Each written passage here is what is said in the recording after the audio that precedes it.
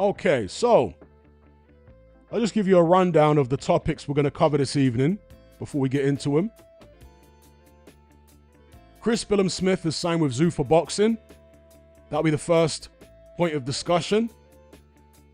What we think he's going to do at Zuffa, who he's going to fight and so on, and who he might not fight because of signing with Zuffa also, because they do apparently plan to operate within their own ecosystem. We'll talk about Derek Chisora's quote-unquote retirement, because that didn't last long. He's turned into Luke Partridge all of a sudden. Then we'll talk about the Anthony Joshua-Tyson Fury fight being confirmed, if it happens, to be broadcast on Netflix.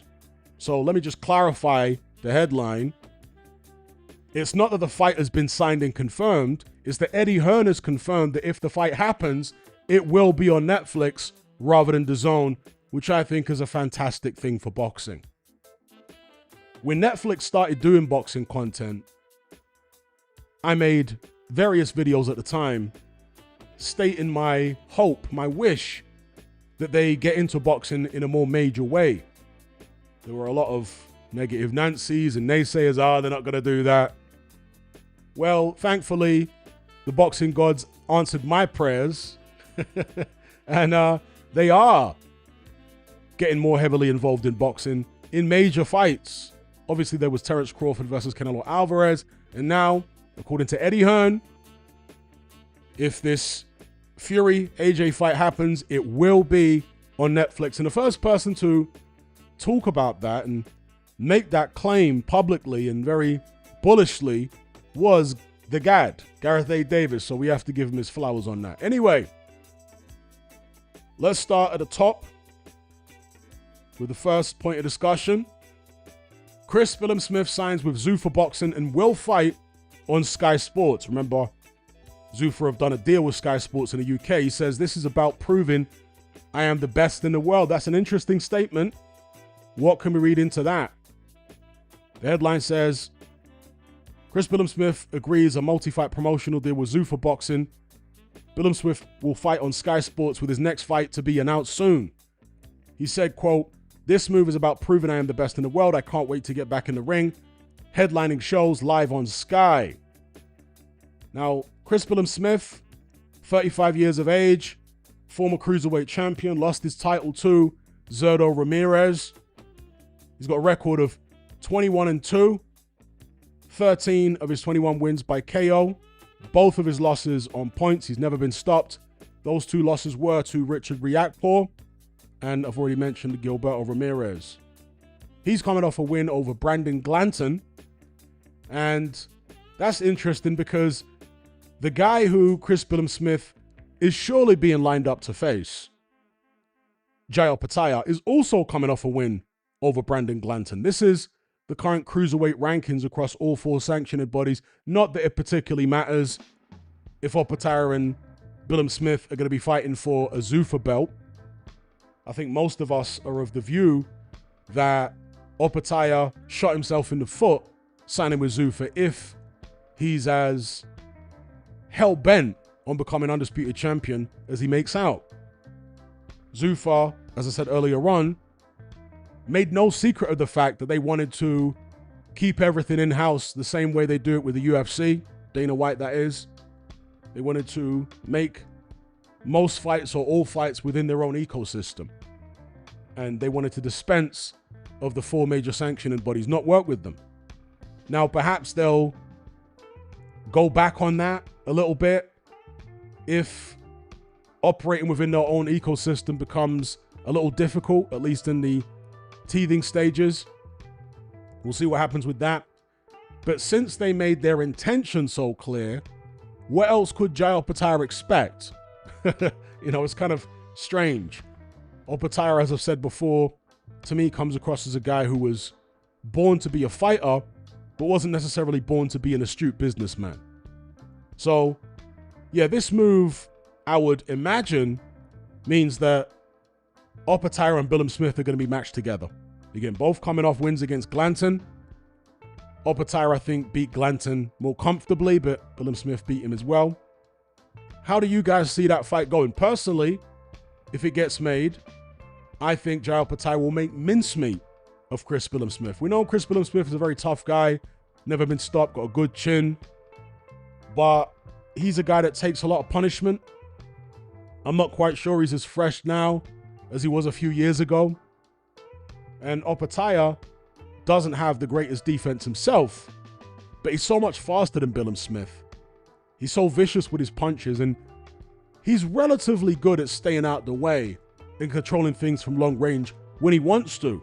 It's just that Opetaia is a blood man. I mean, look at those eyes, right? He likes to go in there and take it to you. He's not worried about taking risks most of the time. The red mist descends with this guy, and he just wants to tear your head off. If he does that against Billam-Smith, I guess Billam-Smith is in with a chance. He can punch. As I say, he is tough. But if Opetaia boxes sensibly, as he did against Glanton, by the way, then yeah, I think he makes mincemeat of Chris Billam-Smith and either stops him late or beats him on a comfortable points decision. And that will be promoted by Zuffa Boxing as an undisputed title defense. Because just like the UFC, they want to make out as though their belt is the only belt that matters, and that they can justifiably call themselves or call their belt undisputed or call their champions undisputed when they only have one belt, which is ridiculous. This is what we saw Max Kellerman pushing in the ring after Opetaia's fight against Glanton. When Opetaia was saying, "Don't forget undisputed, I want to be undisputed." And Max Kellerman said, "You might not realize it yet, but you already are undisputed." Dear, oh dear, oh dear. Pushing that Zuffa propaganda.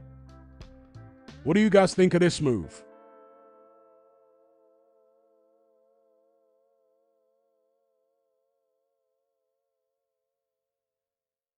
Shout out to Matt Borgerson for the super chat. He says, CBS looks like a Muppet character lately. Okay. Matt also says, I'll give Old Spice Gareth a pass. He still smells. Matt also says, once Netflix signed with WWE, I knew this was BS. You'll have to clarify that first super chat there, Matt. I'm not sure what you meant by that. You knew that this was BS? What do you mean? Big up Matt Borgerson every time. Craig Welsh Boxer says, I really hope Netflix go full steam ahead with the boxing. It's great for the sport. It is indeed. Reality Filter says they will stack the undercard. Itama versus Caballero main event. That'd be good, you know. If they're going to match these old guard heavyweights against each other, it would make sense to put the new guard heavyweights on the undercard. Perfect sense. In fact, they'd be missing a major trick if they didn't do that.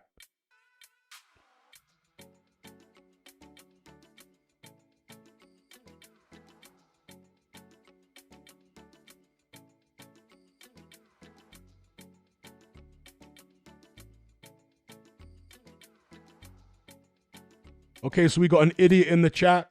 Derek Colson, he says, so what do you have to say now, hate man? Tyson Fury looked amazing and you are scared for Femi. He is the best heavyweight in the world. You can't face it. Well, you are clearly delusional because Alexander Usyk is the best heavyweight in the world. And unlike you, I'm not a fanboy. Tyson Fury didn't look great, but he didn't look terrible either. I thought his performance was okay. And I said that in my post-fight review. I said, I don't agree with the people that are saying Fury looked terrible and looked bad and shot.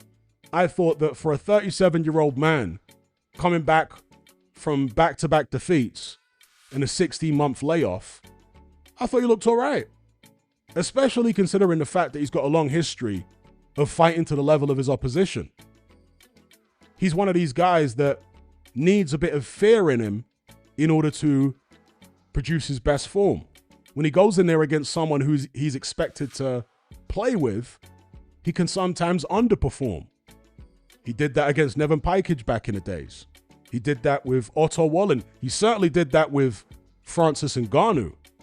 So I thought it was a decent performance. See, Derek Colton, the reason that you're a complete idiot is because you don't understand what a question mark means. Go and look at the title, you absolute brain donor, and realize there's a question mark on the title. And it's in reference to the people that were saying he looked terrible, you idiot. Don't you know what a question mark means? Don't you know what that infers? Is asking a question, and it had quotation marks around the word terrible because people were saying he looked terrible. I disagree. I don't think he looked terrible at all. So you're an idiot. But that's what I would expect from a fanboy. Idiotic. You didn't even watch the video. If you'd watched the video, you would have heard me say that I thought Fury looked all right.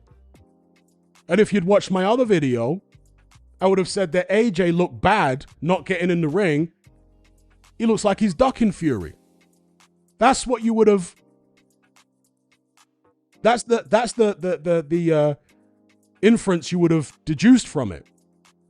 But because you're stupid, didn't even bother watching the video. Imbecile. I literally said in the two videos, Fury actually looked all right, and AJ looked bad in the way that he handled that confrontation. So your narrative goes up in smoke immediately. And then I did a video set which was titled Anthony Joshua ducking Tyson Fury to fight Deontay Wilder? Question mark. You didn't talk about that, did you? See how you got egg on your face? Absolute donut. And, you know, you're a liar because I'm looking at my thumbnail right now. It says Tyson Fury, quote unquote, with question marks, looked terrible, as in I'm quoting fans, against Arslanbek Makhmudov. It's got 2 question marks at the end of it. And you're a donut. Learn to understand punctuation and what it means, what it infers. Yeah? Instead of making an absolute weapon of yourself. It says there were. So you're out here lying then. You're out here lying. You said there's no question marks. There is question marks. You're a liar. See, this is exactly an example of what I said in a recent video regarding people, fighters tend to draw fans to them who share a lot of the same personality traits that they have. So Tyson Fury, I've always said, is a fantastic fighter, but he's also a pathological liar. And so he draws people who are also pathological liars to him. And you're an example of that, sir. You're a pathological liar. Everyone can see the video that I've done that's got question marks and quotation marks around the word terrible. Everyone's seen it. And you're here lying, saying it's not there. And you're a joker. And to say that Fury's the best heavyweight in the world, you're delusional. He got beat by Usyk twice. He got punched all around the ring. What are you talking about? Unbelievable. Anyway, big up Matt Borgerson for the super chat. See, fanboys always want to project onto you what they are. They don't have the ability to actually look at things objectively. Matt says, remember when Turkey loved Mark Chamberlain? Yeah, that was a weird one. Mark Chamberlain, not exactly, the most devastating fighter in the world.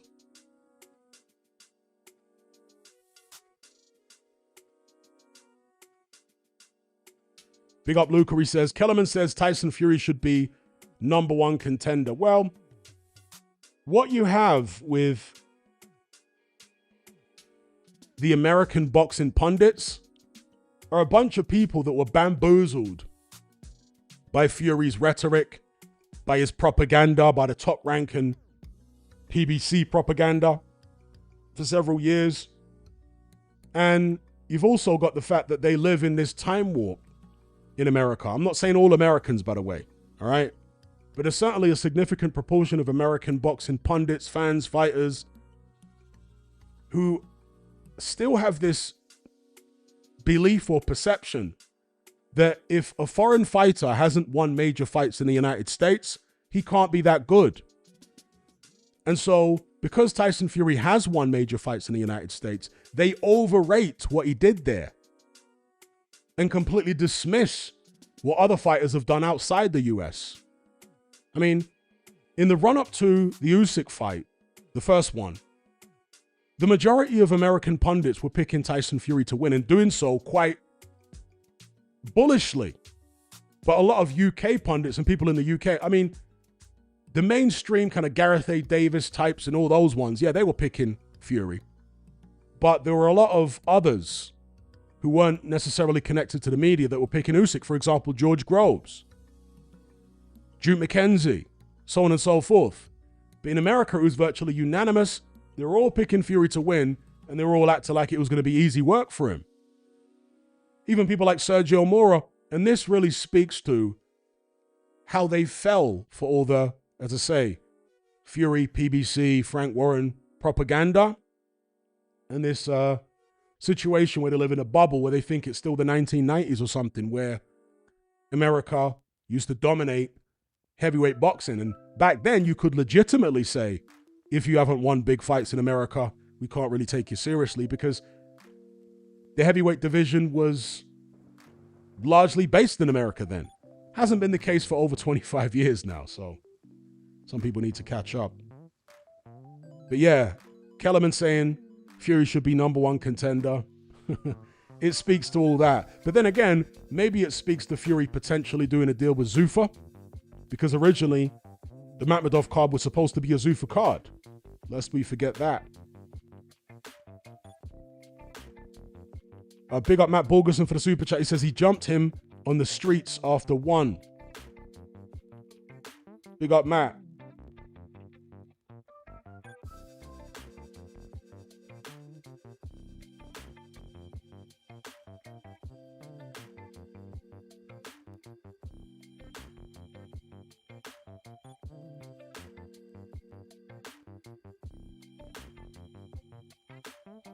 Yes, big up. Big up everyone in the live chat. If we can hit the like button, it'd be much appreciated. So let's move on to the next point of discussion then. It's this right here. And we're going to talk more about the perception within the American boxing scene with regards to this story. Derek Chisora on IFL TV. Retirement is for, you know what, I want Wilder again. And he also did an interview here.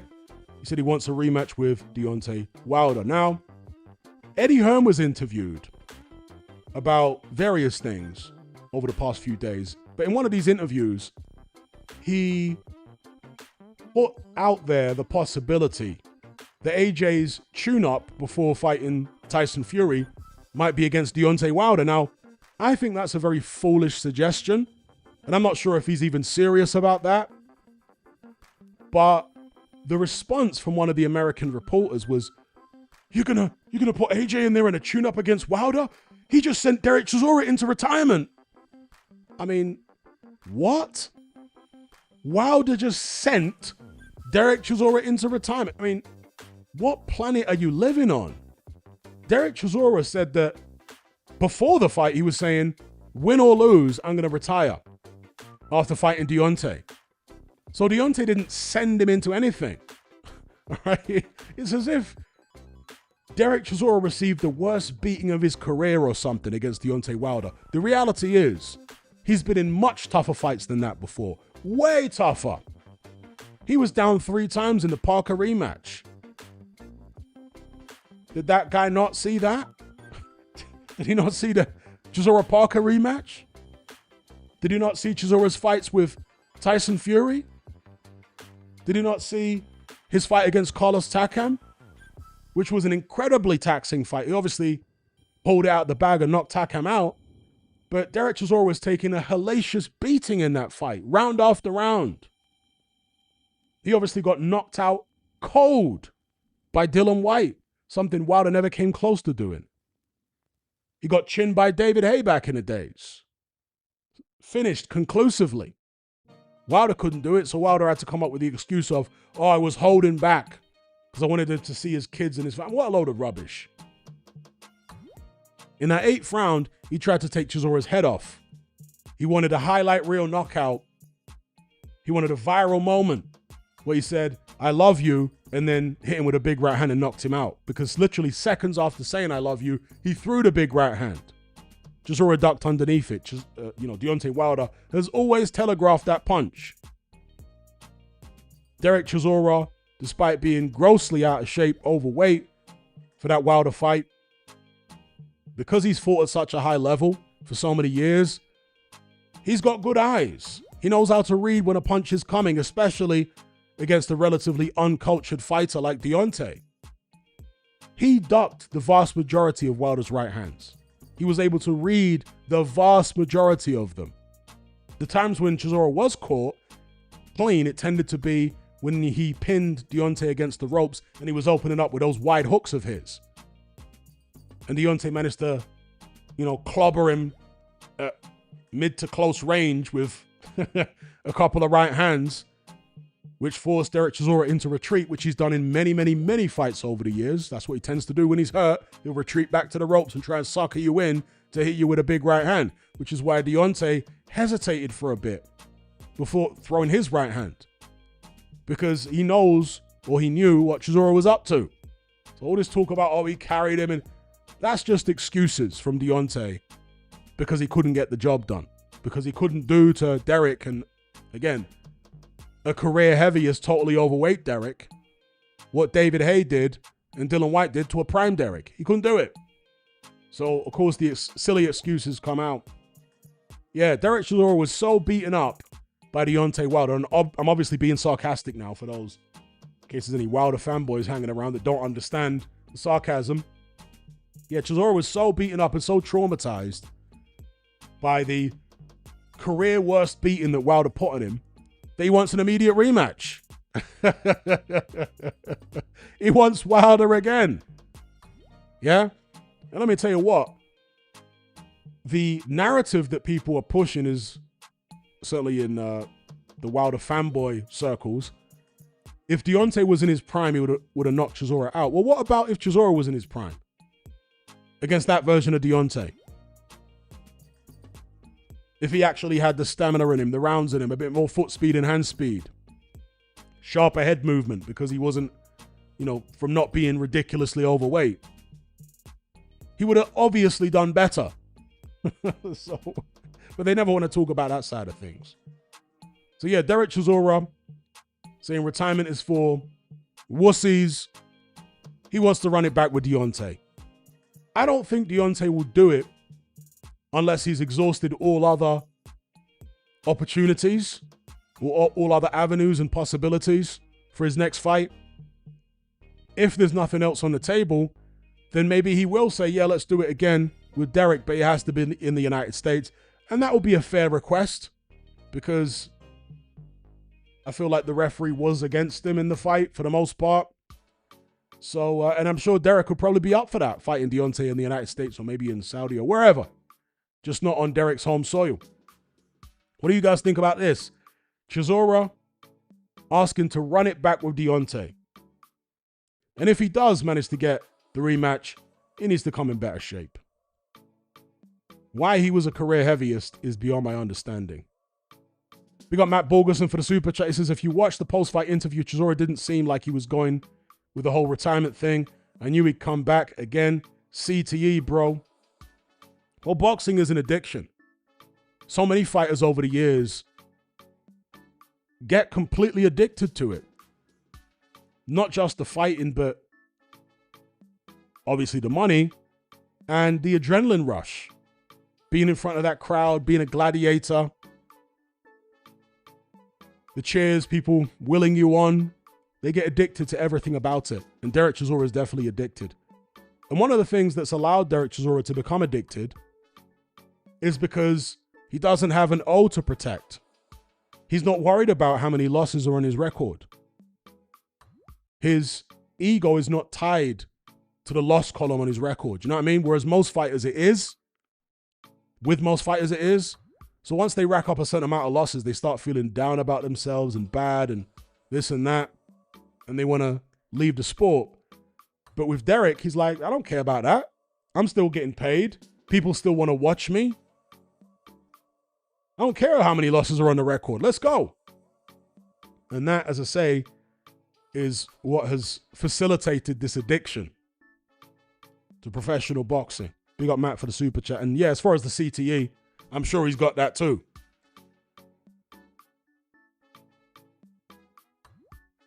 Big up Ibrahim for the super chat. He says, Chisora needs to understand that he's almost lucky to be in the position he's in based on his history. Enjoy the money and take care of your family. And you know, this whole idea that Derek Chisora was going to listen to his wife. You know, Chisora might like to play the modern metrosexual every now and then for the cameras and whatnot. But in reality, he is a hardcore Zimbabwean man. He's an African man. He's not a simp. So all that stuff about, oh, whatever my wife says, he's just playing for the cameras. All right, he's the man of the house. And it don't matter what his wife says, he's going to do his own thing. In this case, his wife is probably right. But, yeah, Derek ain't going to listen to that. He'll do what he wants to do. And the wife is probably thinking, well, I don't know what the wife is thinking, but I'm sure she don't want to be taking care of a vegetable in future. Big up Ibrahim for the super chat.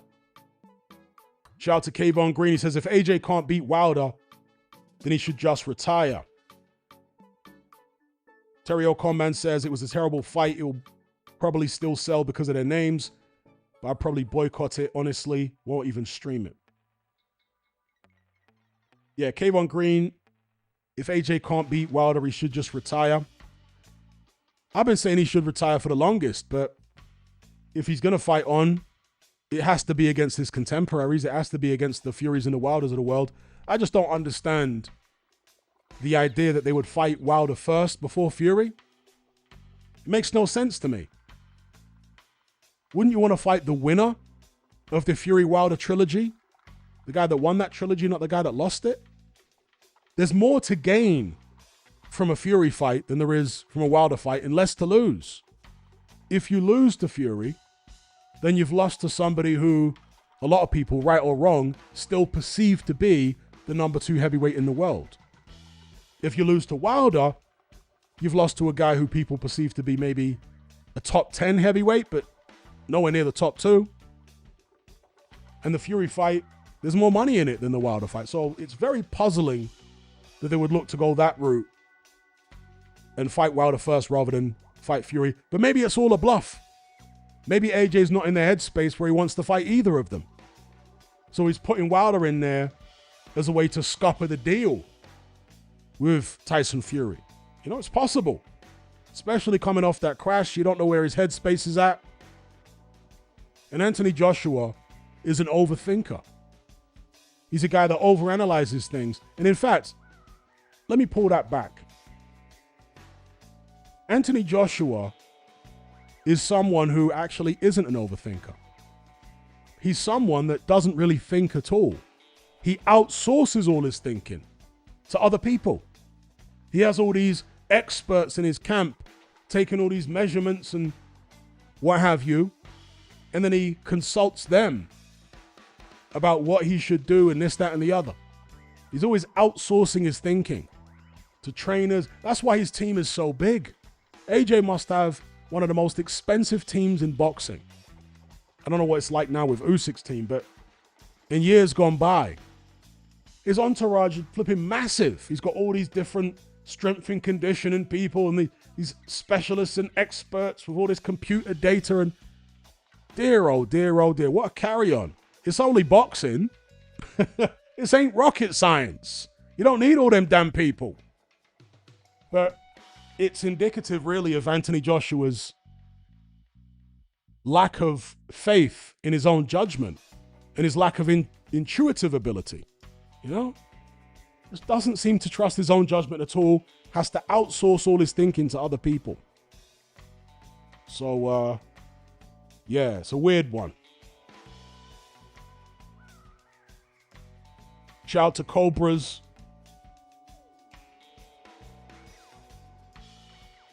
Cobra says, big up for the super chat. He says, David, how's your toe? You lost 3 fights in a row.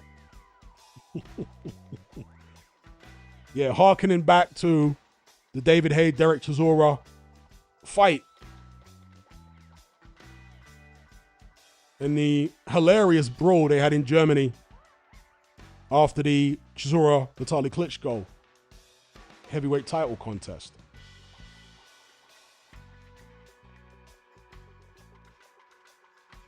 That's a great comment from Kayvon Green. He says, I get it. I played college ball, and giving it up was so insanely hard. It becomes your whole identity. And that right there is why so many fighters can't quit. It becomes their whole identity. Quitting means they're losing their identity. They're no longer seen, no longer received by people the way that they used to be. You know? So, yeah, that's a great comment. And that's why a lot of fighters, when they retire, they can fall into depression. Their whole identity is like blowing away in the wind, you know?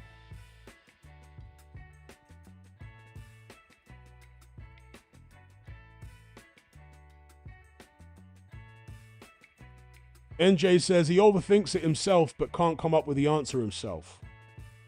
I just don't think he... Yeah, I used to say he was an overthinker, but when I deep it now, pause, I'm not sure he thinks that much at all. He just outsources all his thinking. He doesn't trust himself. He doesn't trust his own brain to actually think. He's always asking someone else.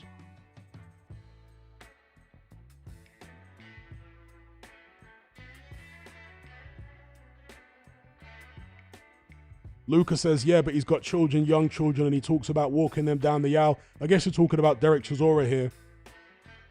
I mean, if he carries on for much longer, in fact, it might already be too late. But yeah, if he carries on for much longer, his kids might be wheeling him down the aisle, you know? Rather than him walking them down, he'll be wheeling down the aisle. Someone's pushing him down the aisle in a chair. Hopefully not, but it's what tends to happen.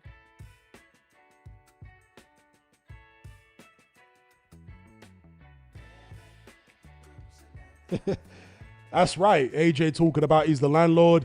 He got chinned by one of his tenants. Oops. Daniel Dubois was like, you ain't evicting me.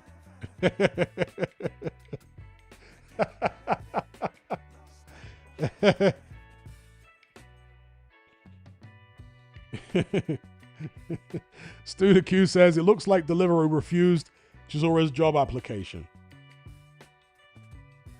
Craig says, Joshua didn't come across as mentally ready for the Partridge fight to me. Omar's, all right, shots fired. He says, Chisora looks like he stinks. All right, that's a hard shot.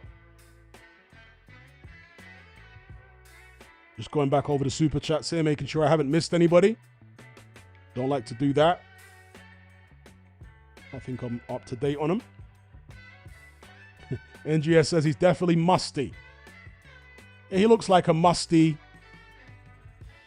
freshie. That sounds like a contradiction in terms, right? But that's a term that a lot of people use for recent immigrants, call them freshies. And he does have that kind of musty look that a lot of freshies have. Yes, the beard and the jacket looks a bit worse for wear somehow. Maybe it's just the lighting.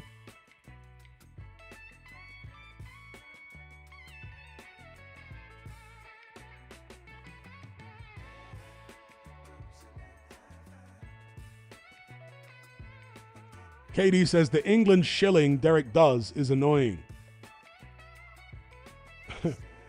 Yeah, and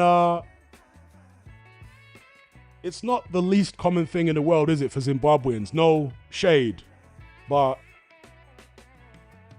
Zimbabwe is a very Anglo-centric country and culture.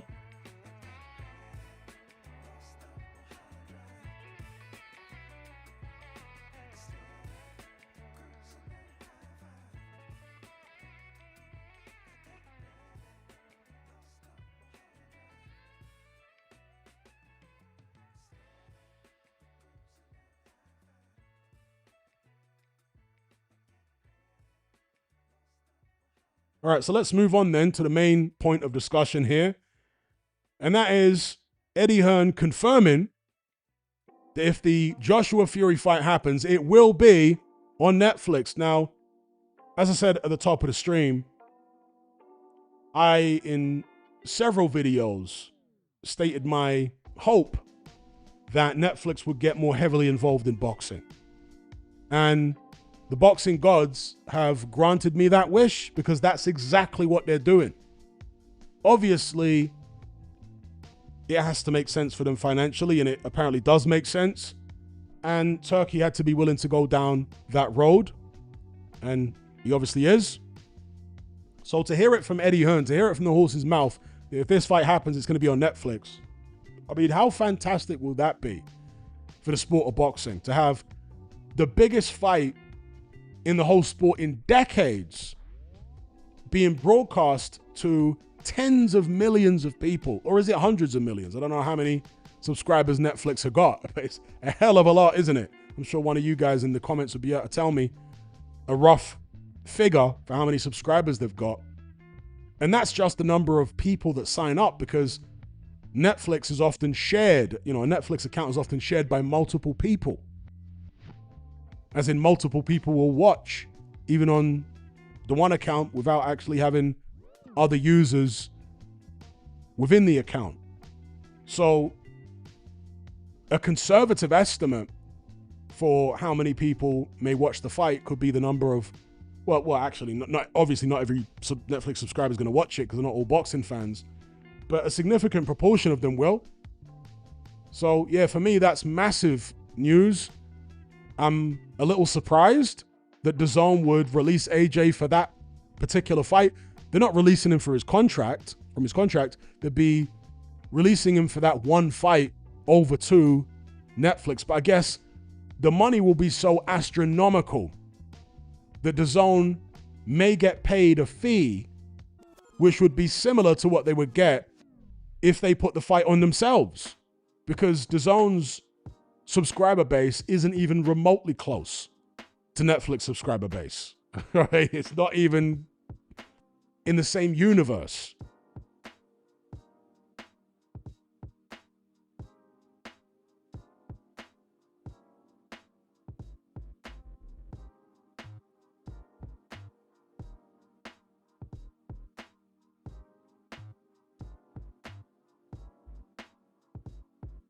Lucas says the Partridge fight didn't do great in the UK. Well, nobody knew the dance partner, and Partridge in the UK is known for being dishonest, And to be fair, they didn't really, I'm not in the UK, but I use a VPN most of the time with my location set to the UK. And I didn't see too many adverts on the various websites and what have you, on YouTube and whatnot, for the fight. So how well was it publicized? But you can be rest assured that AJ Fury would be massively pushed because they know what they have. Mr. Lucas says it won't even touch AJ versus Paul numbers. What were the AJ versus Paul numbers?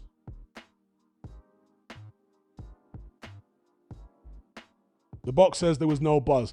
I think that AJ Fury will massively surpass AJ versus Paul numbers. Massively. Okay, so Evil Uncle Phil says it did 33. Oh, yeah. I remember that, actually. Yeah, because there was a lot of interesting numbers surrounding that fight. But the 33 million globally. Okay. And at the same time, AJ was saving 32 or 33 million in tax or whatever it was, changing his residency to Dubai.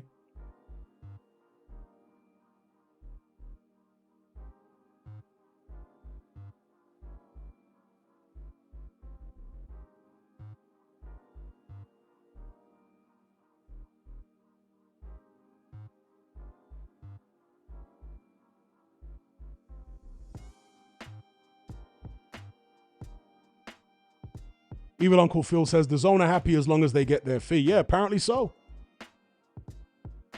Because Eddie Hearn wouldn't be able to come out and say the fight's going to be on Netflix unless he'd already cleared it with them.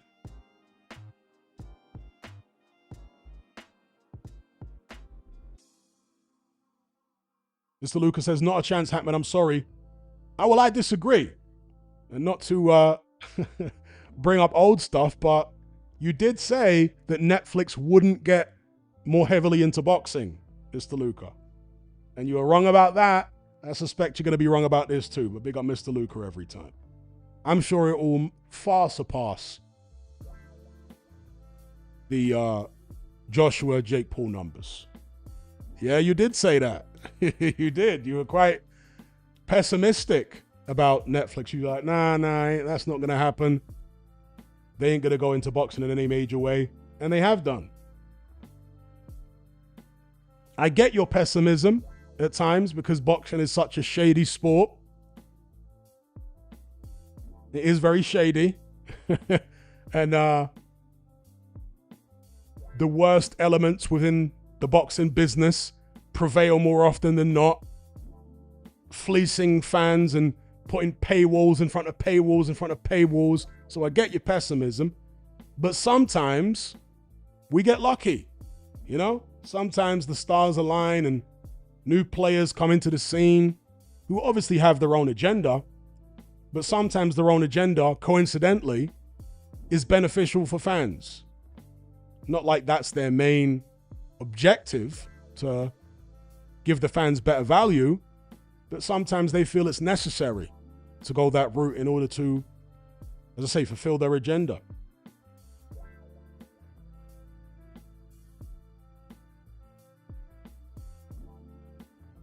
Joe says Fury and AJ have both had their worst performances with Davison. I don't want to say that Davison was to blame, because then you have to give Davison credit for AJ's performances against Wallen and Ngannou. You know? Obviously, AJ made mistakes against Dubois that cost him. But would he have done any better with a different coach? Maybe Dubois just got his number. And I blame AJ more than Davison, because AJ was making such fundamental errors in that fight.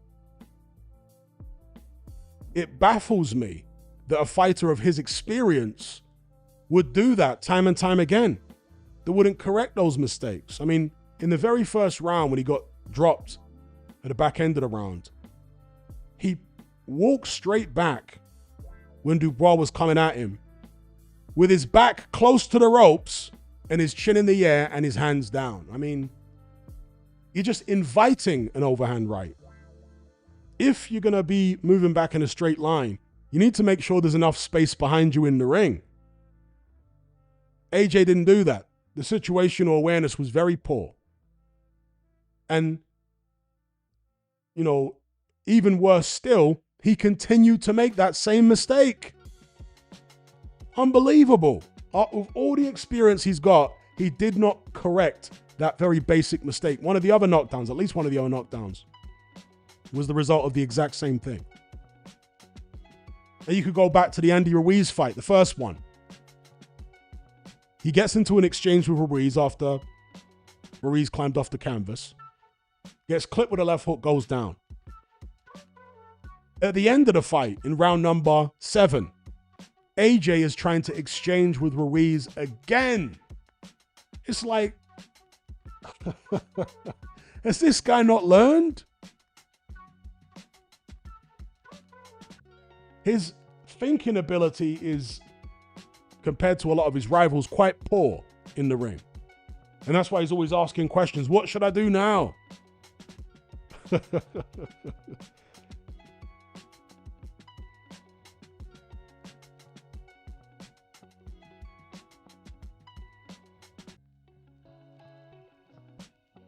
Exactly what WPW said. He's a robot. He needs to be programmed.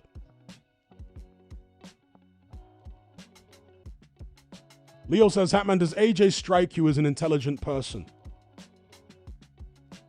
Big up Ibrahim for the super chat. He says, I think AJ is a guy that could have had a higher peak if they didn't rush him early on in his career, but I guess Matchroom needed the money. Yeah, I completely agree with that. I echo that sentiment wholeheartedly. I think AJ could have had a higher peak, but I don't necessarily think it would have been much higher, because that chink in his armor, that lack of intuition in the ring, a need for instruction all the time, would always be an Achilles heel. But big up Ibrahim for the super chat. Now, as far as whether AJ strikes me as intelligent, intelligence is, how can I put it? There are many different forms of intelligence, you know? There are people that have really high IQ and very low social intelligence. In fact, there's a lot of people like that. So the kind of person that's like some kind of maths genius, scientist, but in his personal relationships, he can't figure anyone out. He doesn't realize that his girlfriend or his wife is playing him. Do you know what I mean? So there are different forms of intelligence. I don't know how intelligent AJ is, like, academically. I don't think he did that well in school, but maybe it's because he had, you know, distractions or whatever. If he applied himself, could he be good at some academic subjects? I've got no idea. I mean, for example, there are people with severe autism, or relatively severe autism, that are absolutely brilliant in mathematics and all that kind of stuff and have a very high IQ. But that same autist would come across as very foolish in other scenarios and in other situations. Do you know what I mean? In terms of the actions they would take or whatever the case may be. So I'm not sure about AJ's intellectual capacity for retaining information and regurgitating information. But as far as his discernment, as far as his boxing intelligence, it's not very high. At least not compared to his peers.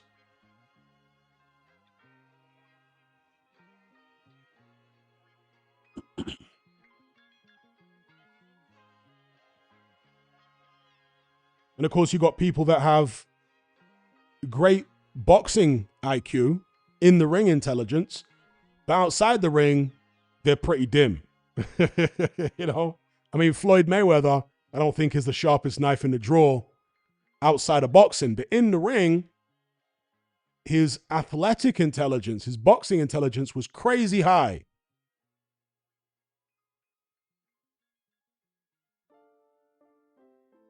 Cash Machine says, he seems to be an intelligent businessman, though. Maybe. I don't know too much about AJ's business interests, but I guess when he did the deal with Matchroom, and I think he's got a stake in DAZN, it seemed like a relatively smart move, but can we really credit AJ with that? I'm sure he's got advisors, business advisors. Since he outsources all his thinking in boxing, why wouldn't he outsource all his thinking in business as well? Big up Kayvon Green for the super chat. He says, AJ doesn't have the animal part of his brain that warns you about danger. I think he's actually high IQ. It's very possible. Big up Kayvon Green. Yeah, that's an interesting one. Doesn't have that animal part of his brain that warns him about danger. I'm not sure that he doesn't have that part of his brain that warns him about danger. I think Amir Khan was more like that. Yeah, Amir Khan was just oblivious to all danger. That's the way he fought. That's just the way he was and is in life, right? Just totally oblivious to the obvious danger that everyone else can see.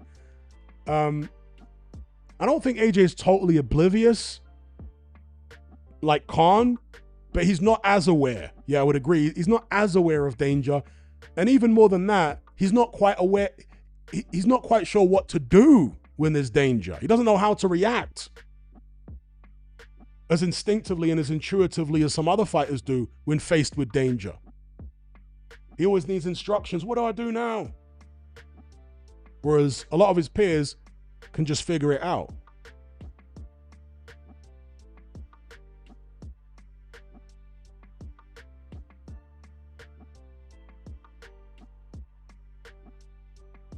Big up Kayvon Green for the super chat.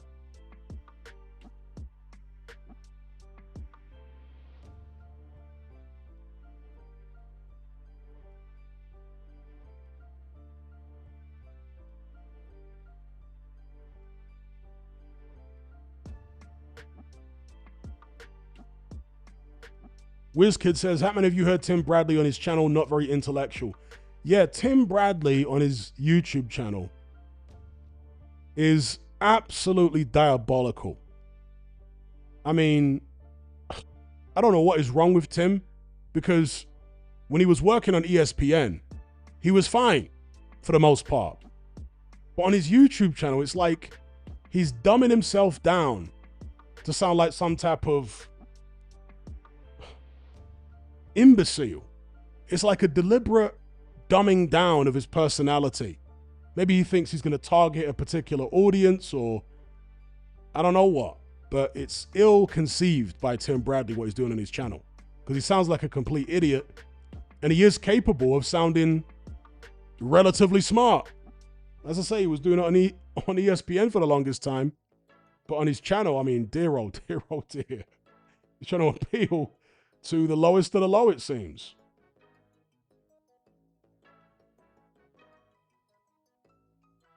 And if you go back and watch some of Tim Bradley's older videos on his channel, they're actually okay. But the newer videos are unwatchable. I just had to switch off immediately when I watched one of his recent videos. It was terrible. Arco says maybe he's just forcing it for views. Yeah, that's what I think it is. He thinks that he's going to act like a fool and a buffoon and say outrageous stuff like some kind of shock jock from the 90s, and it's going to get him a big following. Maybe this is what he's resorted to since he doesn't have a media job anymore, right? ESPN are no longer in the boxing space. Tim Bradley, last I checked, has got that Mexican wife who had a couple of kids before they got married with someone else. I think she's got kids with him too. That's a lot of mouths to feed. I mean, I know he made a good amount of money boxing, but when you're used to a particular lifestyle, when you're boxing, and then your boxing career ends, all the money stops, how do you maintain that lifestyle? You know, how do you do it?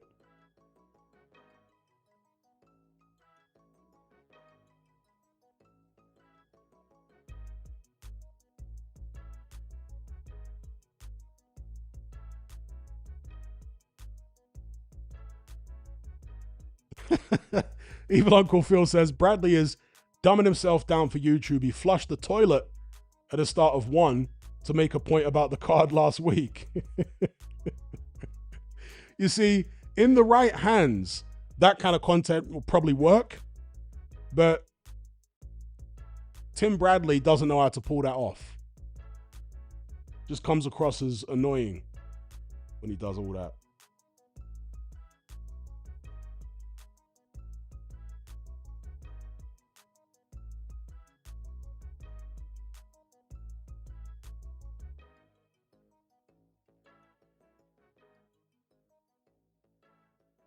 Studa Q says, those Ring podcasts are shockingly bad. Well, I would say that Shady McCoy guy, is that his name? Shady McCoy is like a former NFL player. He's horribly out of place.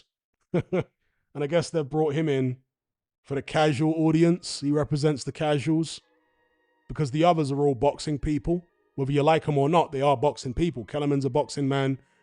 Coppinger's a boxing man, and they usually have a former boxer on as a guest. So they're all boxing people, but this Shady McCoy guy, he's just like a super duper casual.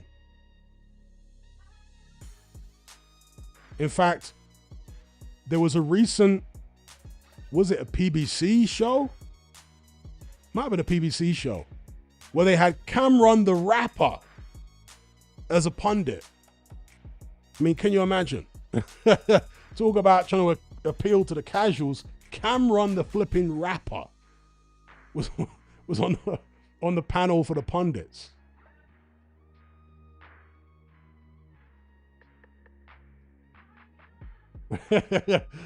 So Shady says Stephen A. Smith would be a better choice.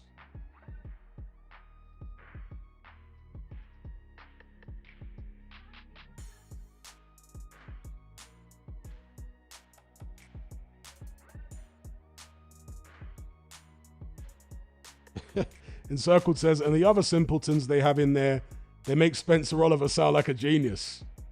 And that's a very difficult thing to do indeed.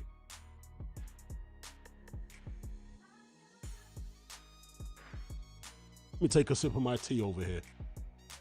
I reckon it's gone cold by now.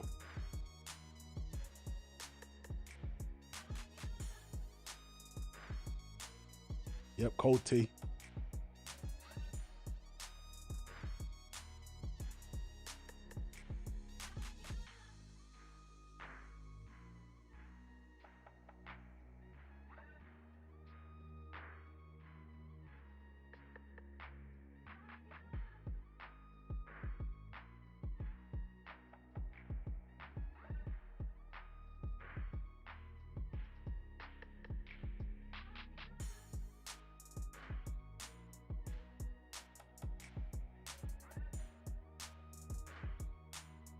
Leo says, who's the bug-eyed one? Interviewing the boxers, he's hella annoying. I'm not sure which guy you're referring to. The bug-eyed one? You talking about Adeola Depot? Is Adeola Depot bug-eyed? Never thought of him as bug-eyed. Oh, Showbiz.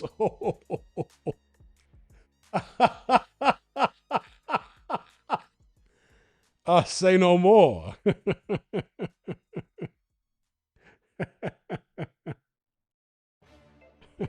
You know, when I was growing up, I was always told, if you can't say anything nice, don't say anything at all. So I'll leave that one there.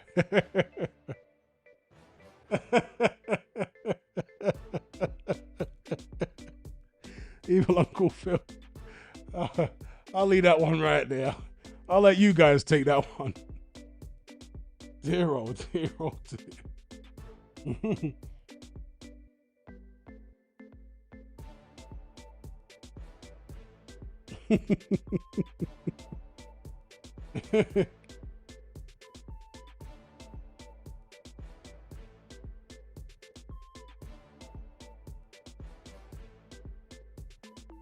Okay, Ibby says, The Ring podcast versus TalkSport with Simon Jordan, what's worse? Definitely The Ring. I like TalkSport with Simon Jordan.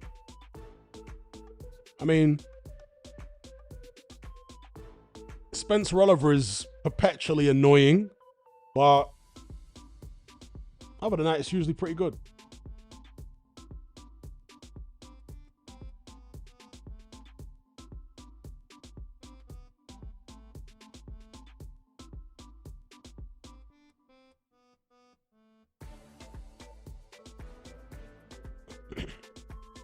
Triassic says, the Partridge propaganda is really hard to stand on these ring events. They try sell a trilogy fight with Usyk. They had the audacity to say Makhmudov had never been dominated like that before. Is that what they said? Yeah, that really is taking a biscuit. He only got stopped by Caballel several years ago in about 4 rounds. And then he got stopped in about 6 rounds by Guido Vianello, which is a real terrible result. And they never even mentioned the Vianello defeat. I think they did allude to the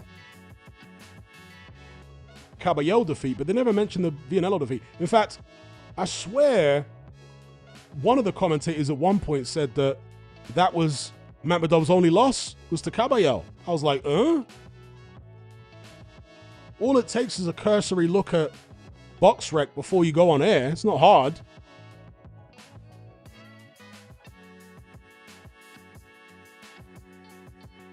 Spinal Tyson. I'll just I mean, could be.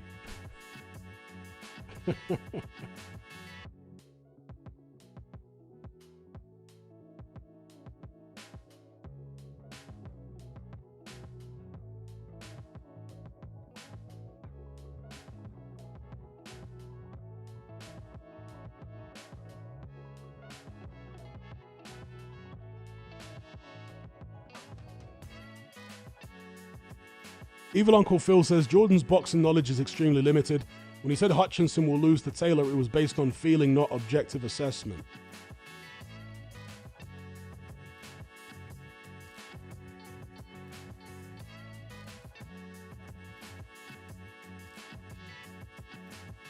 Not defending Jordan's pick of Taylor over Hutchinson, because to me that's kind of weird. I certainly picked Hutchinson in that fight. But some people just have an innate intuitive ability, which means that they don't necessarily need a tremendous amount of boxing knowledge to have a pretty good prediction record, you know? Like, I've come across people who I knew for years that were casuals, and I'd show them a couple of fights of the two guys that are going to fight, and they managed to pick the right winner in the majority of cases, right, ahead of time. So some people might not be able to consciously articulate exactly why they think one guy's going to beat the other, but their subconscious is assessing things and getting it right. So you do occasionally come across casuals who, again, are not steeped in boxing the way some of us are, but there's an intuitive ability there to figure things out in their subconscious and pick the right winners most of the time. And then you've got the opposite of that. You've got some people that are totally steeped in boxing, that are world champion boxers themselves, but can't make a correct prediction to save their lives. David Haye being the prime example. I mean, David Haye's prediction record is so bad, it needs to be studied. How does David Haye get it wrong so often? Given what a good fighter he was and how much he achieved, it's remarkable. It is remarkable. It's like, you know, anyone, even somebody that knows nothing about boxing, even your gran, has a 50-50 chance of getting any prediction right. David Haye, I swear down, has a well below 50% correct prediction ratio or percentage. How often does David Haye get a prediction right? 30% of the time, 20% of the time? It's terrible. Big up Alex for the super chat. He says, ain't got a horse in the Fury AJ race. Something bugging me about Fury though. He's just spamming the uppercut in his past 3 fights. 0 punch variety. Makhmudov walks onto them, granted. I think it's really to do with the fact that Usyk was a shorter opponent, because in my prediction videos for the Usyk fight and my keys to victory videos for the first fight, I was saying that Fury is going to use the uppercut a lot. Because if you go back and watch Fury when he fought Dillian Whyte, when he fought Derek Chisora, when he fought loads of shorter guys, he's always trying to go for the uppercut. And so to me, it stood to reason that that's what he would do against Usyk as well, and that's what he did do. Makhmudov isn't that much shorter than Fury, but he comes down, or excuse me, he comes in with his head down, and there's very little upper body movement there. There's some upper body movement from Makhmudov occasionally, but very little. He comes in straight lines, and so although he's similar to Fury in height, he's still open for the uppercut. So I think, I mean, for example, against Vlad, you didn't see the uppercut really, because Vlad's very upright. He's good at long range himself. So there wasn't really the opportunity there for Fury to let that shot go. But against a shorter guy or a guy who comes in hunched over, he's going to let it go. That's his favorite shot, actually. That's the most natural shot for him, is the uppercut. The straight right hand doesn't come as naturally to Fury. He can throw it, but he doesn't get as much power on it as he does the uppercut. The uppercut's really his best power punch with either hand, but particularly the right uppercut. But big up Alex for the super chat. Much appreciated, sir.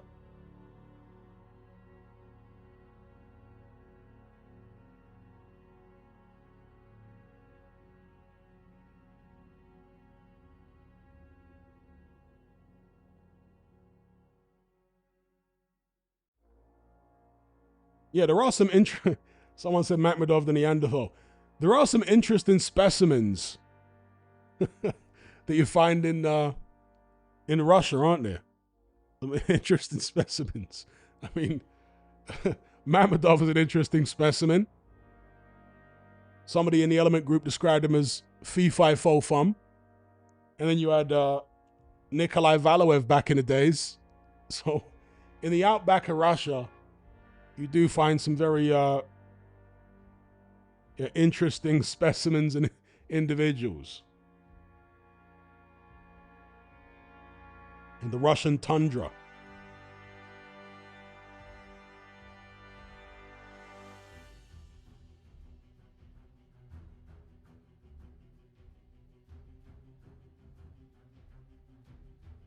Studicus says, I think Partridge best punches the left hook round the corner, but he barely pulls it out. I would have to disagree. I don't think his left hook is particularly great. Tends to slap with it a lot of the time. And I think that's why he doesn't use it much.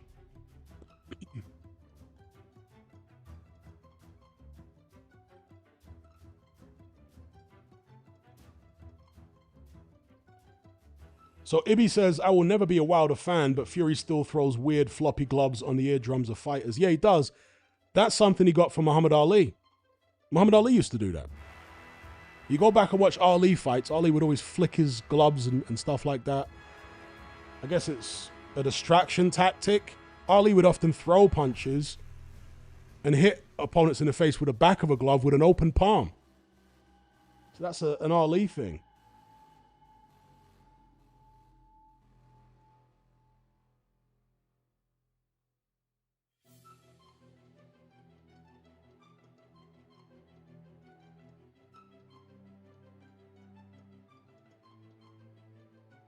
And one of the reasons, actually, I think that Ali and even Partridge do that, or they'll flick at you with an open palm, the floppy glove thing, is because they get an extra couple of inches of reach on the punch. So even though the little floppy glove thing doesn't do any damage, it can annoy you, it can distract you, and it can connect on your face from very far away. I mean, there were moments in the first Usyk fight when Partridge was almost on his tiptoe of his front foot, stretching his arm out as far as he could and hitting Usyk with a backhand open palm punch. He couldn't even call it a punch. Backhand slap.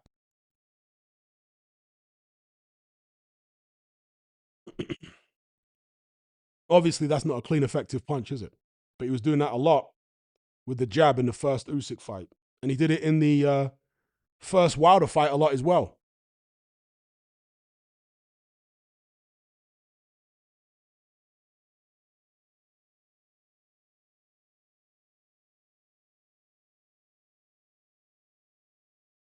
How does Fury curve the glove? It's like the glove's got no cushion because Fury wears horsehair gloves.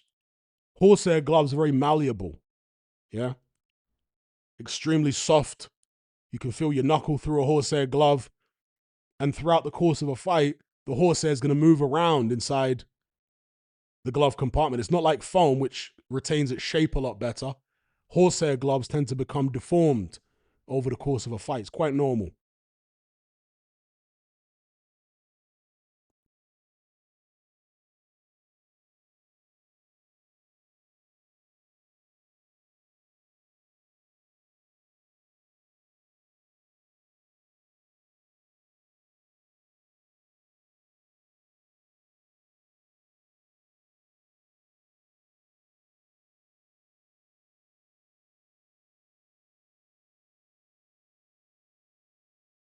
Arco says, I feel like those floppy jabs are probably faster and less energy intensive as you don't have to engage your core and forearm as much.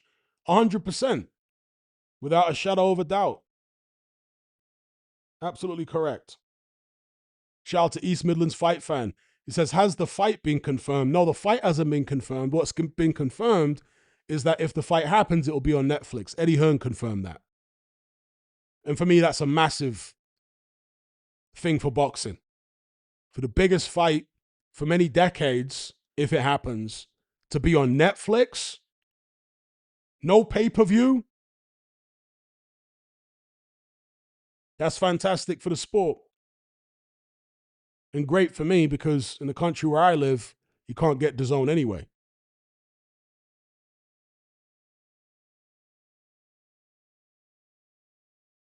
Well, what I can say is that Eddie Hearn said that he's received the contract. He received the draft contract for the Partridge fight. So he says they're looking over the contract at this point, trying to iron things out. They're going to send it back with some things they want changed. But yeah, they have the contract. Fury says he signed his contract. The ball is now in AJ's court. Andre says the no pay-per-view thing is top. It is indeed. Happy days, you know? Happy days.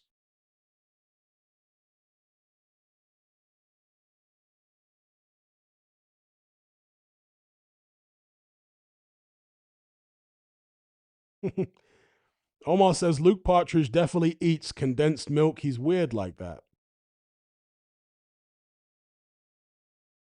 Condensed milk is very sweet, isn't it? That's the really sweet one. There's two types of tin milk. There's evaporated milk, and then there's condensed milk. Evaporated milk just tastes like normal milk, but a long life version out of a tin. So it's got a slightly metallic taste. Condensed milk is the really thick, sweet one, isn't it?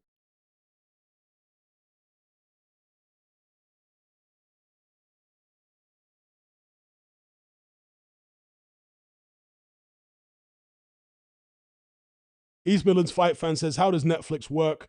Do they give Fury and AJ a set price?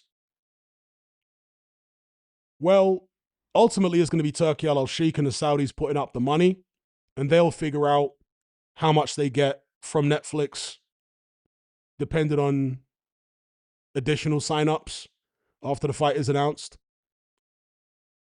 And the way it works with the Saudis is both fighters do separate deals with Turkey, so they don't necessarily know what the other guy's getting. They just do a deal with Turkey that they're happy with, and they proceed. And as I say, Turkey will then cut his deal with Netflix, agree a percentage or a fee or whatever the case may be, and we are not privy to exactly what that would be. Mark says, why are Turkey shows on Netflix and not on DAZN? I think some of them still are on DAZN, but yeah, a lot of these big shows now are on Netflix. I suspect it's because Turkey couldn't get DAZN to agree to drop their pay-per-view fees or get rid of them completely for Ring Magazine shows. I think he genuinely was pushing for that because he wanted his product to have maximum eyes on it. Not because he's some kind of altruistic individual, but, you know, he and the government of his country have got their own agenda to promote their country, and they're using boxing as a means to do that. And they don't want it to be hidden, therefore, behind all these paywalls, right? So Netflix gives them a greater reach because it is behind a paywall, but only one doesn't have the additional paywall of pay-per-view. And since the subscriber base is so big and Netflix is so ubiquitous now, it's probably I'm sure it is the biggest or one of the biggest platforms in the world if you're looking for maximum exposure. So I reckon that's what it is. Turkey's doing it on Netflix because it's just a bigger platform than DAZN. And DAZN were not willing to drop the pay-per-view thing.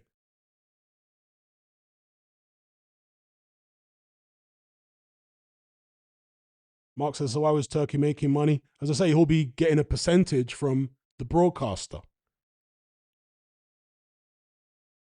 Because these big fights drive extra subscriptions on Netflix.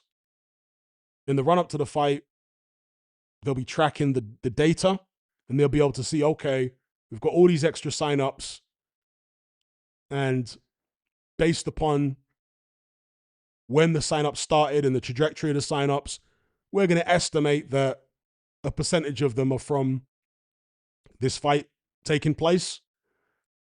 We'll work out a percentage that we can give to Turkey in terms of the cut based on that.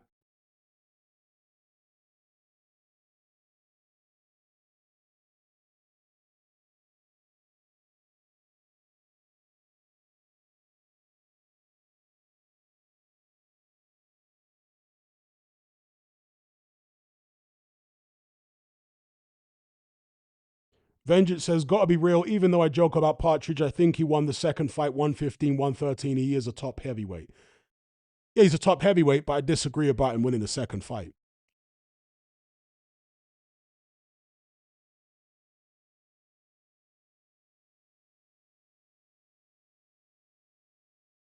Shady says, if people sign up for boxing, they're going to want to see more boxing. Well, boxing fans aren't interested in only boxing.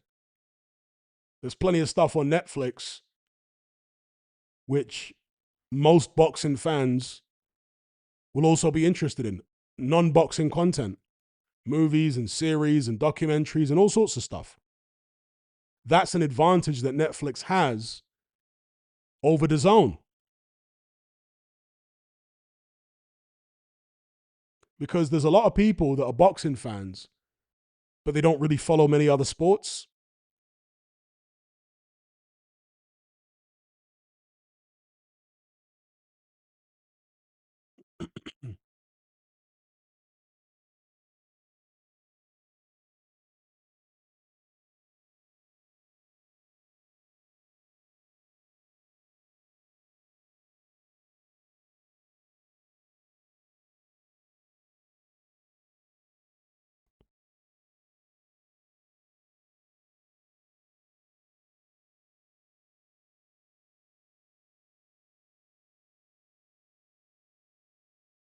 Arco says, my mom watches Nollywood movies on Netflix.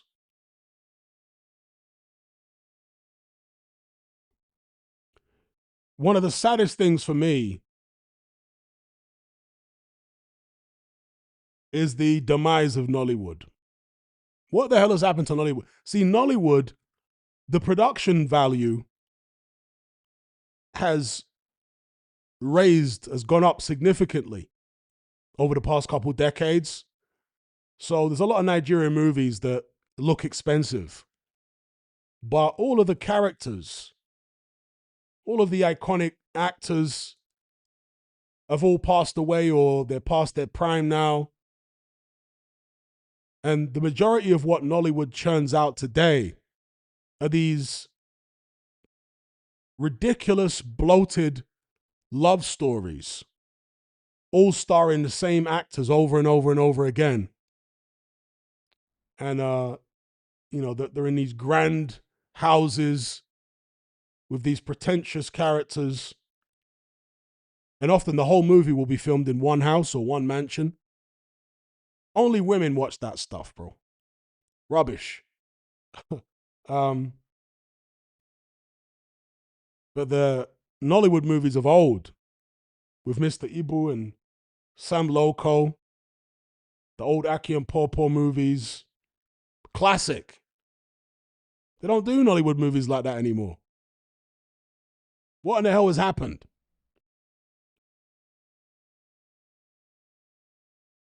I think that Nigerians as a whole and Nigerian culture has become too pretentious. And when a culture becomes too pretentious, they lose their sense of humor because they take themselves too seriously. Does that make sense? Whereas the old Nollywood was based around not taking themselves seriously. That's why it was funny.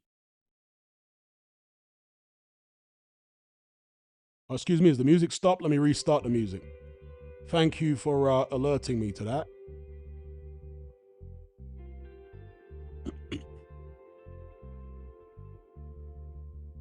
Evil Uncle Phil says the leadership in Nigeria is just cooked.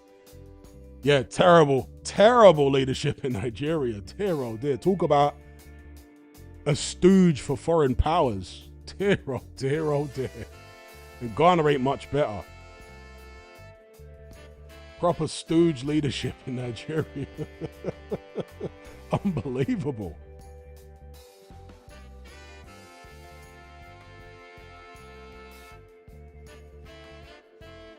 Phony G says, there was a report that Wilder was forced to change gloves before the Chisora fight. Do you think that affected his punching power? Yeah, it's possible because Wilder has broken his hand so many times.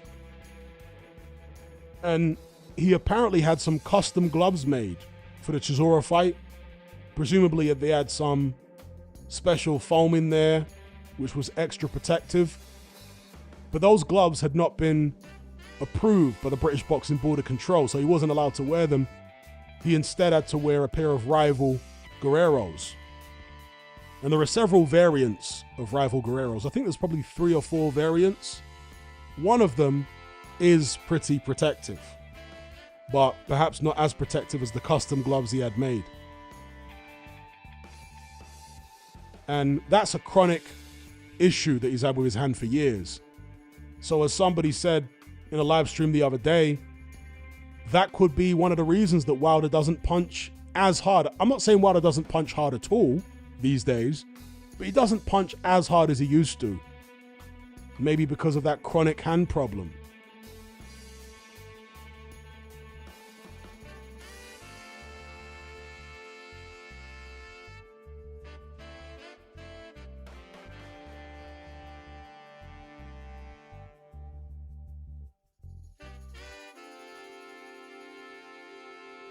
Yeah, peace, Terry O'Conman. Big up. Yeah, I do think, just to answer East Midlands Fight Fan here, if Itama had been in the ring against that version of Partridge that we saw against Makhmudov, Itama would have beaten him. But Partridge is a guy that is able to raise his game when he's in there against somebody that he actually rates. So if Partridge were to fight Itama, I would expect him to be a lot better than the version we saw that fought Makhmudov. Because that version definitely ain't beating Itama in my mind. And I don't think Partridge is going to go anywhere near Itama anyway. So I don't reckon we'll ever have that answered in the ring.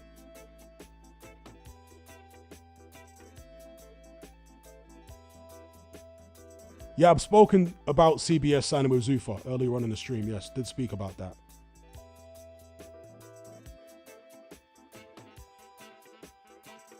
Oh yeah, Fury's definitely not in his prime anymore.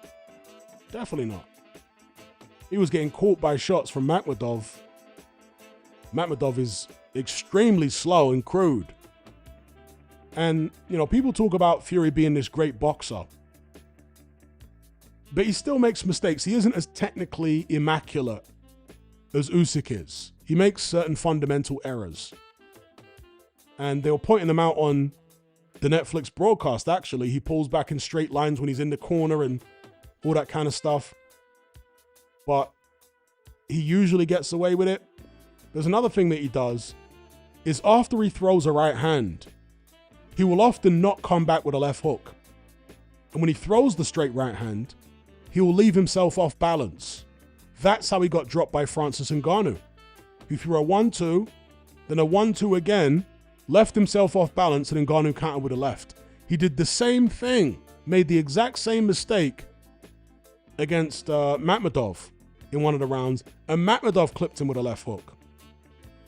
Partridge is actually more vulnerable to left hooks than he is to right hands. I know he's been dropped by a bunch of right hands, but you have to understand that the majority of his opponents favor the right hand more than they favor the left hook. They throw more right hands than left hooks, most of his opponents. But I think he's actually more vulnerable on the left side. Even if you go back and look at the fight he had against Tom Schwartz, he gets caught with a left hook in that fight. I think it's in the first round, a clean left hook. He gets cut with a left hand from Otto Wallin. I think it was in round 2 or 3. And obviously against Usyk, he was caught with countless left hands. From the southpaw position, but still left hands. Then against Makhmudov, it was Makhmudov's left that caught him more cleanly and more often than the right. And if the AJ fight happens, I've been saying it again and again, AJ needs to de-mothball his left hook. Because AJ used to have one of the best left hooks in the heavyweight division. He got scared to use it after the Ruiz fight. He still uses it occasionally. He hasn't dispensed of it completely, but he doesn't use it anywhere near as often as he used to. And he doesn't use it in the same way now. These days, he'll throw the left hook as part of a combination. Whereas before, he would throw it as a single shot. He'd throw it as a check hook very often, or he'd throw it as a lead. He'd lead off with a hook, Somebody somewhere has told him that's not a good idea. Well, it weren't a good idea against Andy Ruiz because Andy Ruiz is a very good left hooker himself and he's faster than AJ, at least in terms of hand speed. But there are other fighters who won't be able to match AJ's left hook. And against those guys, AJ needs to spam that punch. And one of those guys, I'm telling you, is Luke Partridge, aka Tyson Fury. If AJ goes in there and does a whole camp focusing on landing that hook, he's going to have a lot of success with it.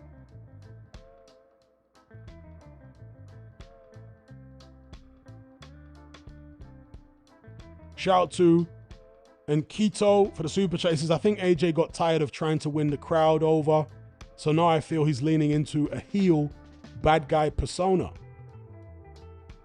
Okay, that's an interesting take.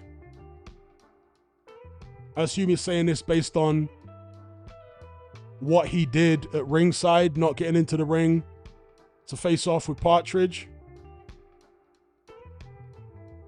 Interesting take. I'm not sure I necessarily agree, but I can't say you're wrong.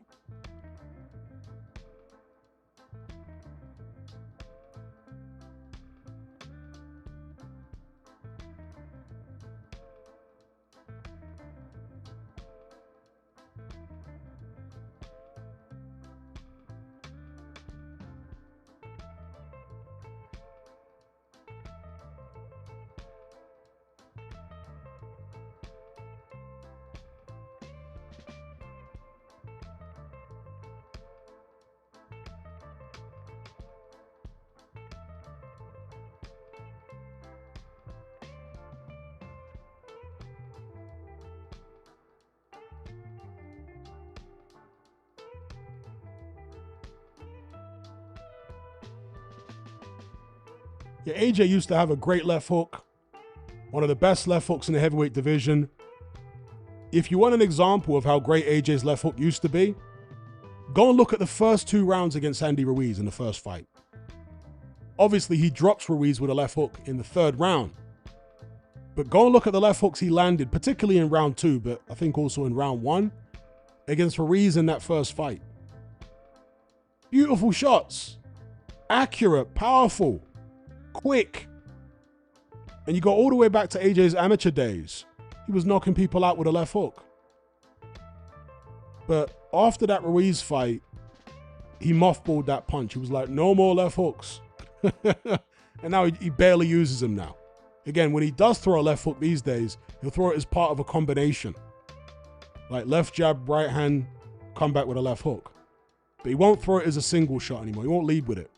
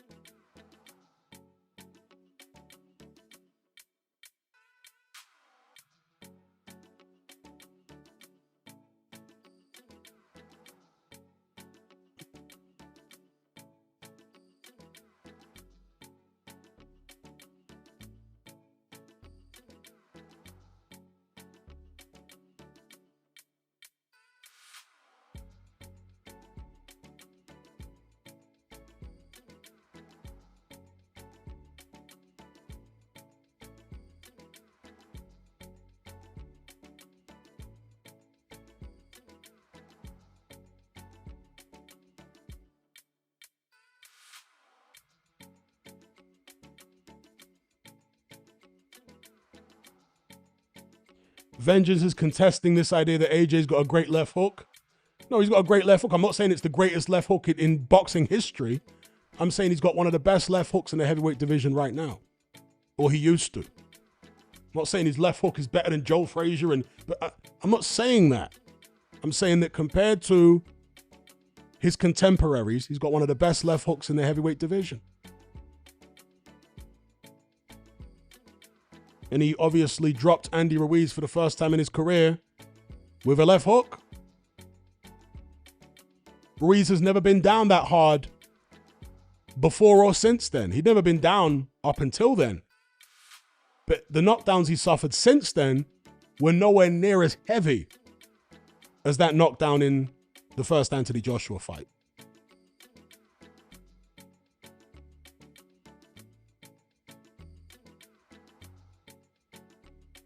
What's great about AJ's hook, the way he used to use it, is it was so fast and so accurate. He was a great punch picker with that hook. And again, he could throw it as a lead or throw it as a counter. He could land it backing up and drop you backing up with it. It was a very, very useful and formidable punch. But yeah, he just mothballed it. Yeah, he has great rotation on it too. That's right.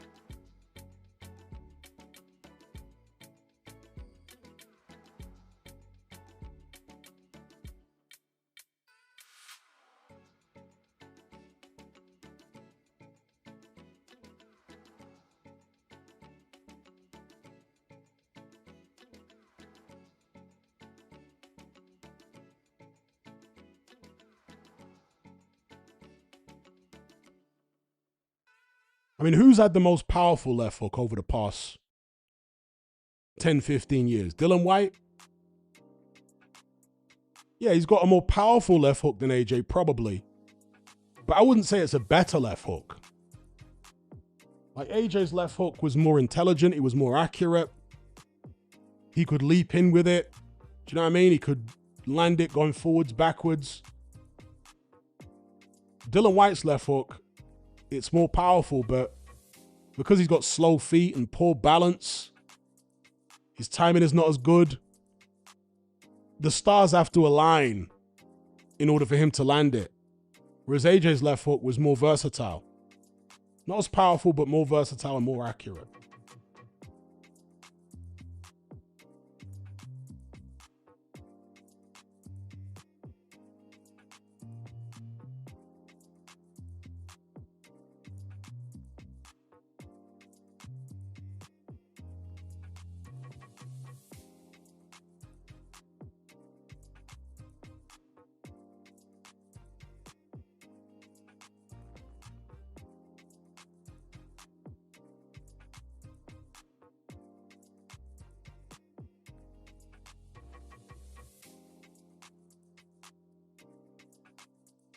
Do I think Dave Allen sounds punch drunk?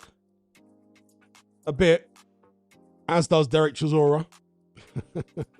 These guys are taking a lot of punches. Do you know what I mean? There's bound to be some level of CTE there.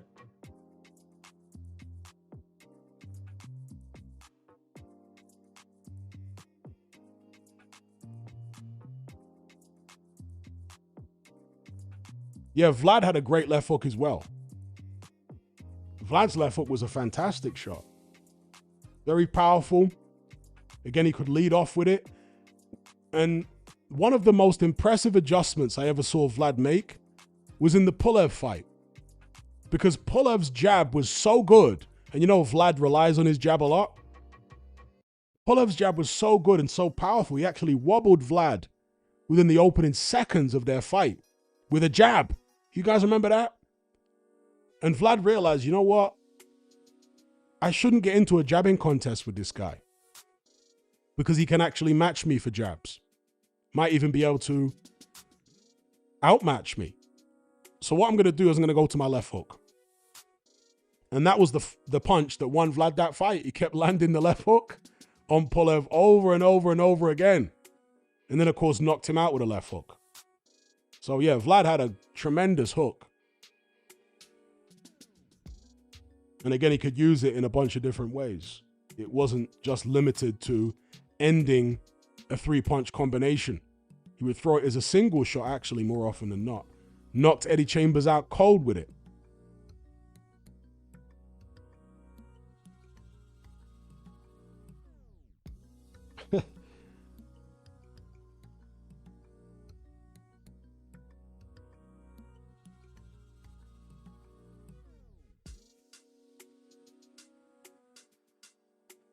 No, Vlad didn't only throw it as a single shot, but mostly.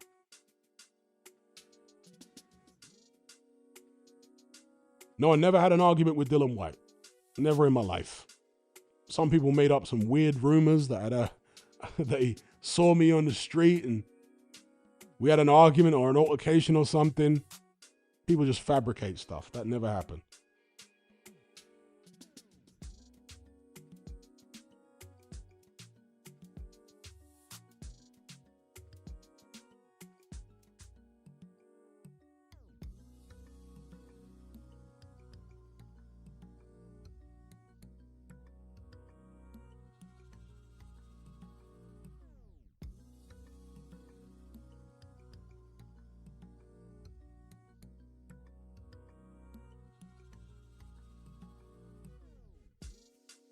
Evil Uncle Phil says, Joyce is a good warm-up fight for AJ. My personal view is AJ is so vulnerable, I don't think it's worth putting him in a warm-up fight against anyone above journeyman level.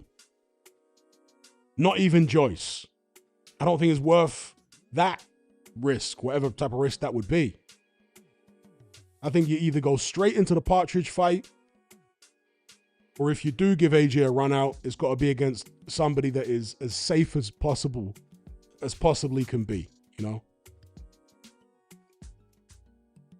I think AJ at this stage could get chinned by anyone on a random one. Do you know what I mean? Like, in there against a fringe contender, he's dominating the fight, and then gets clipped with a random shot and it's all over. So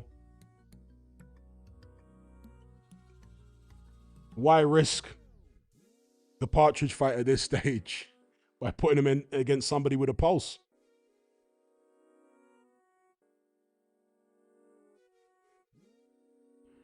Alex says, do you reckon Gassiev can be a problem in their division, Hatman? I feel like he's underrated. No, I don't. Gassiev was soundly beaten. I don't care what the judges' scorecard said. Gassiev was soundly beaten by Otto Wallin. Not just beaten, he got hurt in the fight. And wasn't that fight actually in Russia? I mean, that's not a good look. If Otto Wallin is soundly beating you and hurting you, no. Yeah, he got a win last time out over an absolutely ancient Pulev, and he was losing that. He just pulled a punch out the bag. So I don't think Gassiev can be any kind of factor in the heavyweight division. In fact, I think that would be a good next fight for Atama. I think Atama would smoke him. Obviously, Gassiev hits very hard, particularly with the left. You know, now we're talking about left hooks. Yeah, Gassiev hits very hard with the left hook. But I would certainly expect Atama to get through with his own big punches before Gassiev was able to connect.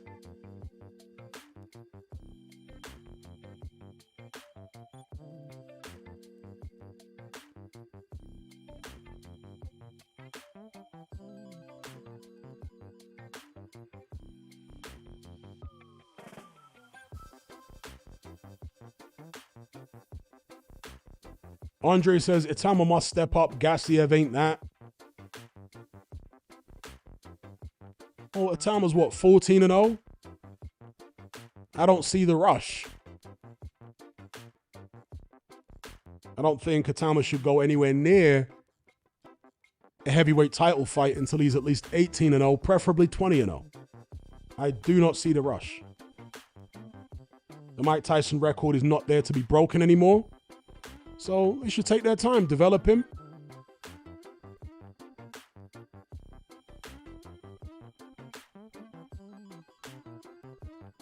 He often gets compared to Mike Tyson, even though stylistically he's totally different to Mike Tyson. But they're both, I guess, child prodigies, right, coming up. Mike Tyson wasn't fighting anyone but Journeyman when he was 14-0.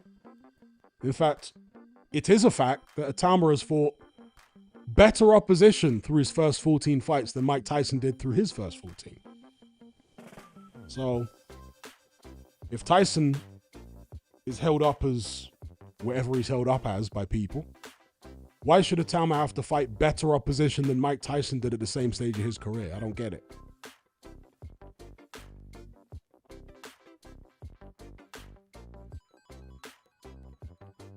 I think Riakpo would be a good fight for Itama, a dangerous fight at domestic level. It's dangerous, but it's a good fight.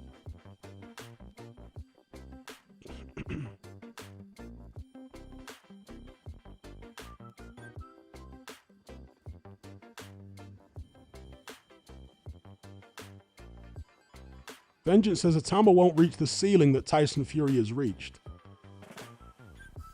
I think you overestimate the ceiling that Tyson Fury reached. What's his best win? Wilder? Klitschko? An old, at the end of his career, Klitschko?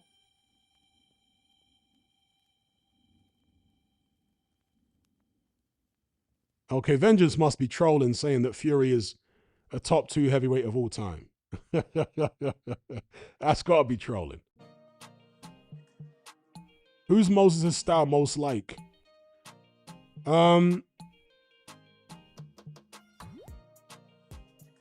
His style, oddly enough, is actually somewhat similar to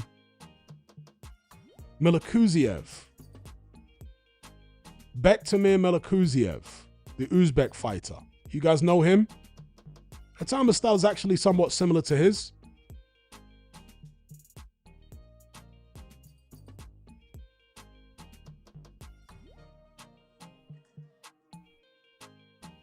The way that he hops in and out of range and throws the backhand and all that kind of stuff. It's quite similar to Melakuziev, the way he moves around the ring. I'd say pound for pound, he's better than Melakuziev, but similar type of style. Similar principles behind his style. I do think Itama's more dimensional, though, than Melakuziev, and people have yet to see that. But if you go and watch his amateur fights, you'll see more of Itama's dimensions. Itama is a pressure fighter. People ain't seen that yet, but it's in the locker. You go watch him in the European Championships and the amateurs in the final. He was fighting a much taller opponent, and Itama was on the front foot, moving his head, getting in close, letting combinations go. So people ain't seen that with Itama yet, but it's there.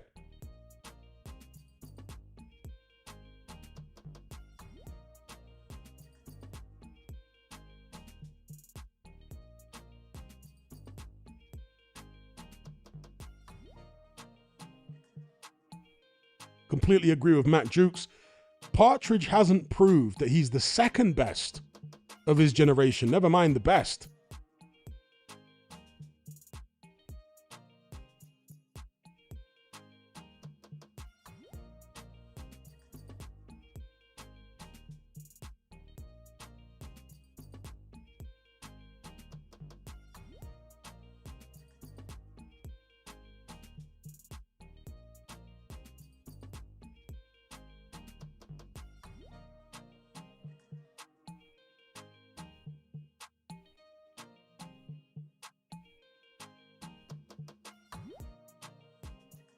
You know, there was a fight that somebody suggested the other day, which I also like, and that is David Adelaide versus Richard Riakpo. I like that fight a lot.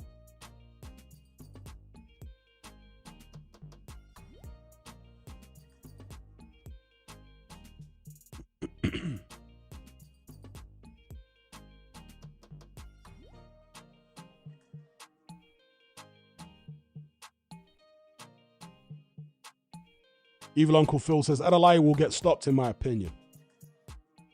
I'd like to find out. You should get that fight on. It's interesting.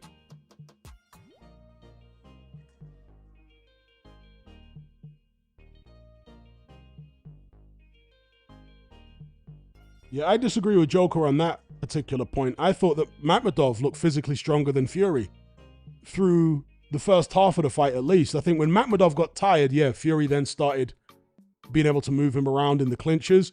But when they were both fresh, to me, Makhmudov was clearly the stronger of the two. And in fact, Andre Ward said that on the Netflix broadcast. He said Makhmudov is the physically stronger fighter. He said it after a few rounds. To me, it was quite obvious Makhmudov was the stronger of the two. But once he got tired, yeah, his strength declined and Fury was able to start moving him around. But earlier on in the fight, it was the other way around. Whenever they would lock up, Makhmudov would have his way, in most cases, in the clinch.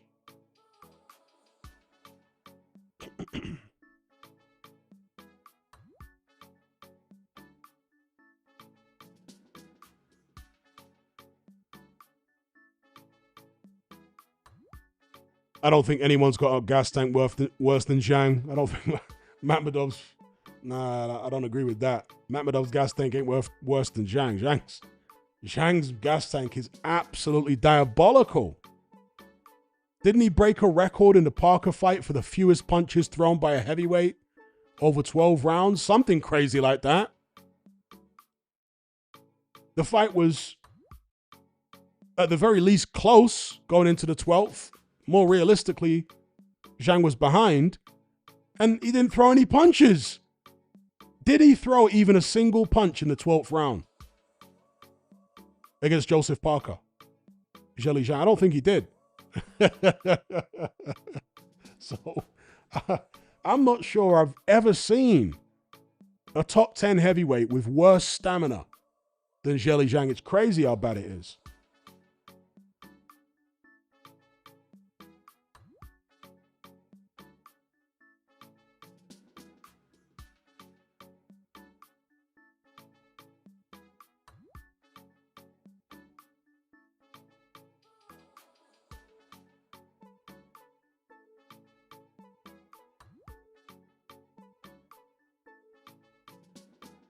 Big up Ruz B.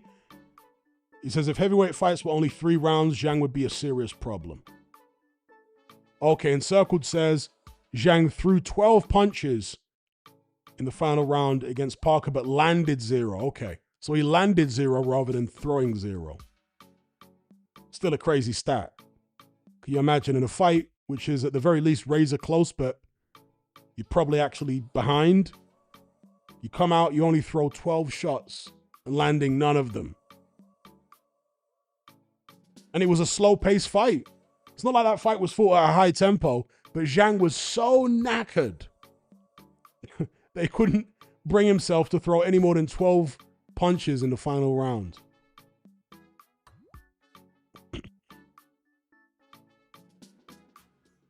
Yeah, that's crazy, Encircled. 12 is 1 every 15 seconds.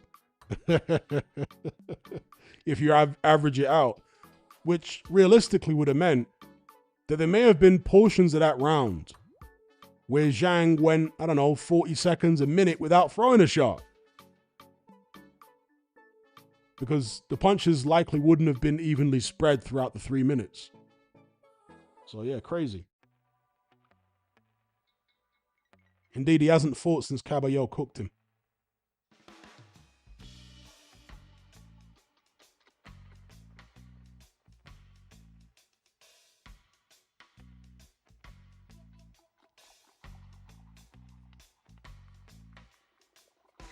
All right, peeps, I'm going to bring this one to a close. Big up everyone for locking in. It's been a great conversation as always. Special shout out to those who donated via Super Chat. They were Matt Borgerson, Luca, Ibrahim, Kayvon Green, Cobra, Alex, and Keto. All right? Special shout out to those who donated via Super Chat. Until next time, to all of you, take care. Be good. I'll catch you on the other side. I'm out.